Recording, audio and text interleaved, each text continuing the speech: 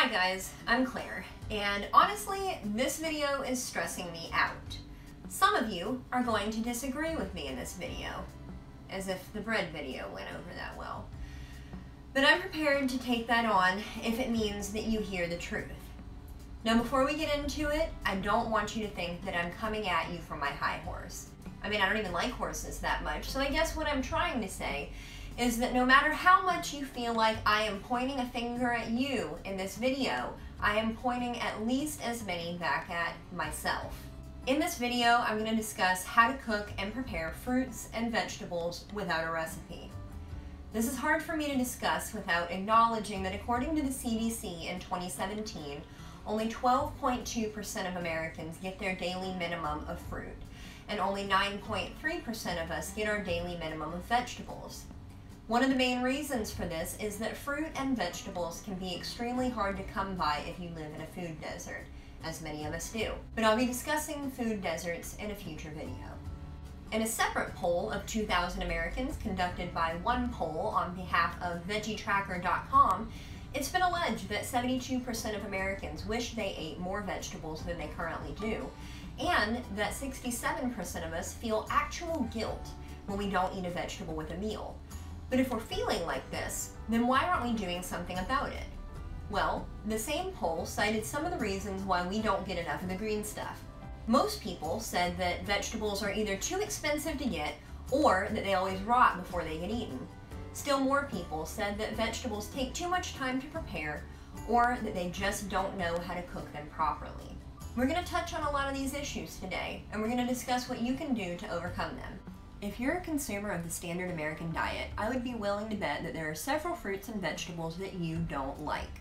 There's a good chance that you're not a fan of things like turnips, beets, radishes, artichokes, and Brussels sprouts. But I'd also be willing to bet that you're probably not too keen on things like carrots, tomatoes, and onions either. I may not be 100% right about your own personal preferences, but I would be willing to bet that it hit pretty close to home. And if it didn't, I know that you know someone who hates all of those things.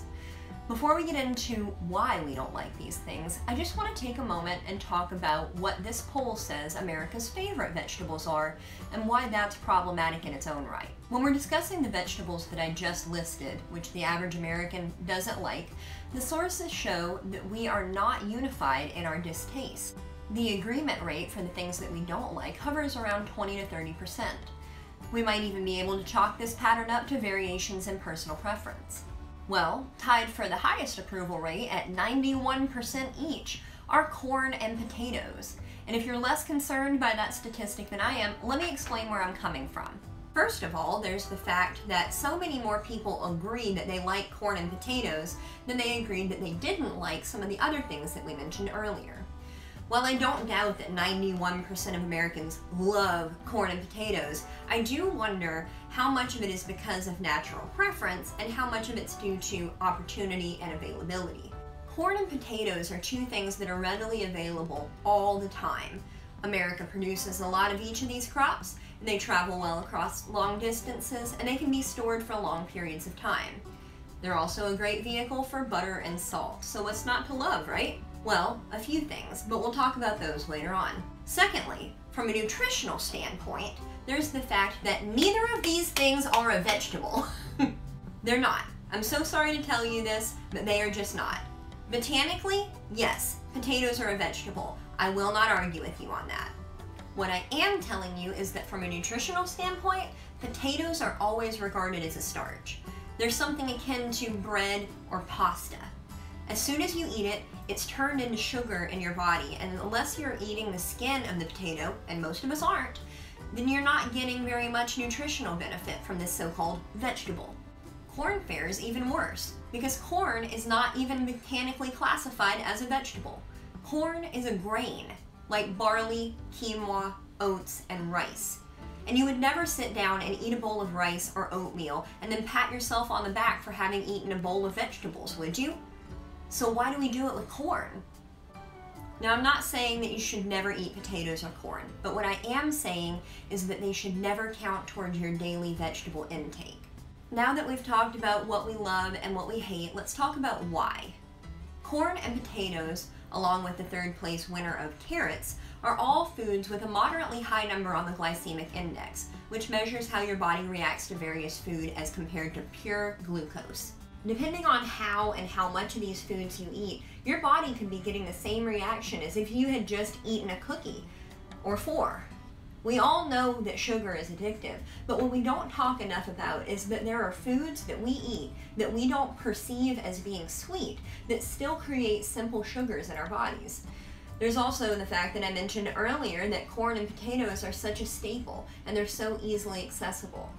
They've been available to us as a society for so long, perhaps even when other things weren't available, that we've learned over the years how to prepare them. Mashed potatoes, potato chips, French fries, potatoes au gratin, creamed corn, corn on the cob, corn flakes, and grits. And these are just a handful of the ways that we've come up to include corn and potatoes into our diets.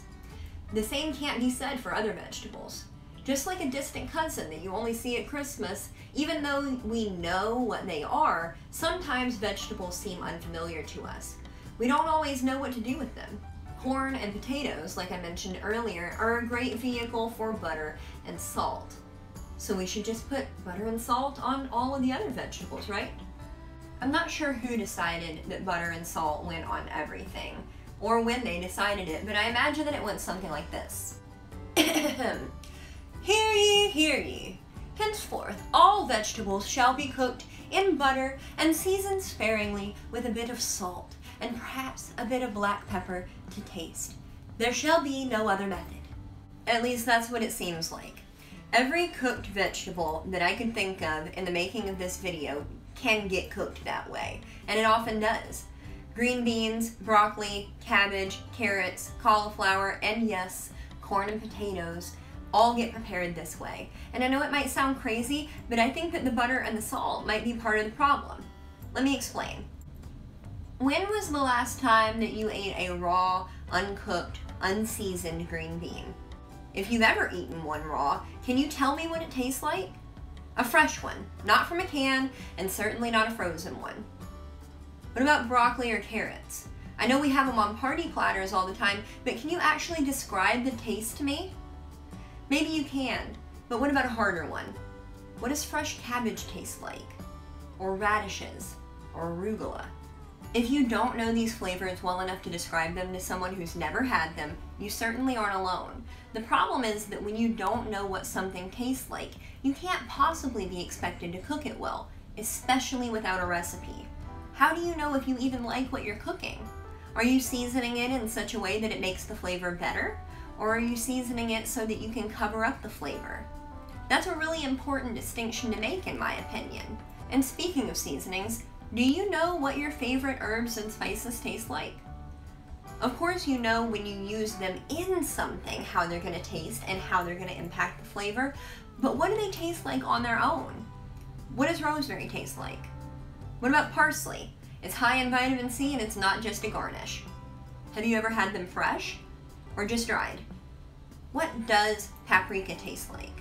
My suggestion in all of this is that if you are able to understand the raw flavors of the vegetables and the raw flavors of the individual seasonings, perhaps it would better allow you to pair the combinations of the two together.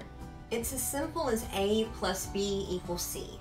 Except in this case, you'll really get a grasp of why certain things complement each other and others don't. Could you just follow different recipes until you find one you like and stick with it forever? Sure, but you haven't broadened your horizons by much. And what if your kids don't like it? They're probably not going to carry it forward with them into adulthood. And that brings me to my next point. I'm certainly not here to bash anybody's mama, I promise. I simply want to pose the possibility that maybe we don't like certain things purely because of how they were served to us growing up. There's even a really good chance that you don't eat as many vegetables as you should because you weren't served that many vegetables when you were a kid. I know that was true for me. Of course, kids can be picky eaters, and I am not equipped to take on that issue in this video, but what I am saying is that it could be beneficial for you and whoever else you're cooking for if you branched out and served the same vegetables to them in different ways. That way you can figure out what works best for you and your family. I've even come prepared with a little hack for you. I am not ashamed to say that I occasionally hide vegetables in mine and Matthew's food. I keep a big bag of frozen spinach in the freezer for just such an occasion. You can put a little bit of spinach in just about anything and not notice that it's there. The same is true for other things like carrots and zucchini, mushrooms, pumpkin, and a lot more. But this is where it gets a little bit tricky, because in order to not completely overtake the flavor of the staple dish that you're serving, you have to know what your hidden vegetable or vegetables taste like. For example, I always make my own tomato sauce for spaghetti or pizza, and I love to grind up a whole carrot or several baby carrots in the blender and add it to the sauce. I know that this works well for us because I will have already added spinach to the mix, which adds an earthy element already, and carrots are sweet, so I won't need to add any sugar to help cut down the acidity of the sauce. It does give the sauce an orangey tinge, and you do need to cook it to make sure that the carrot pulp gets nice and soft, but it is a really good way to get a more diverse array of vitamins and minerals into your family's food. This is just one example of one hack that I've come up with from trial and error over the years. Bonus hack, you can also hide literally anything in meatloaf and meatballs and stuff like that, but I'll let you figure out how that works well for your family on that one. The last thing that I wanted to cover that I already touched on a little bit earlier is that I want to encourage you to try more things, especially things that you think you don't like. I encourage you to try them, and if you try them raw, and then you try them in different ways and you still don't like them, just remember what I said in my first video.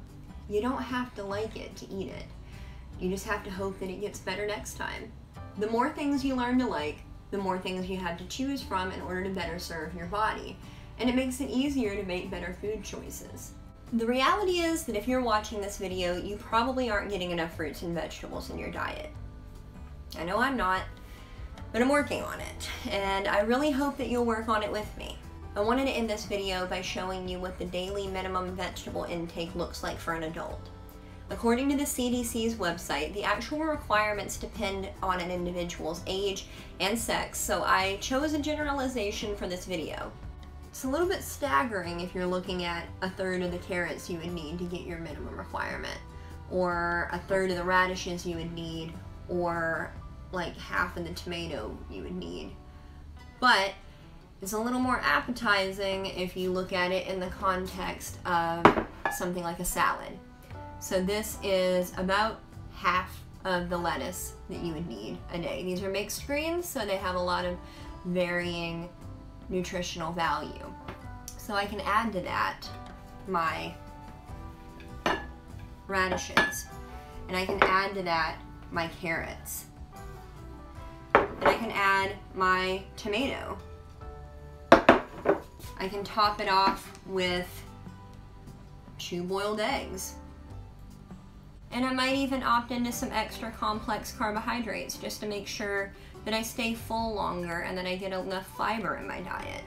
I just want to remind you that it doesn't have to be these things specifically, and it doesn't have to be raw, but it does need to be in your body every single day, even if you spread all of this out throughout the 3 meals that you should be eating every day.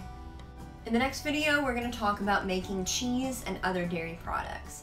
And then in the next video after that, we're going to talk about all types of meat, so I'm sure you don't want to miss that.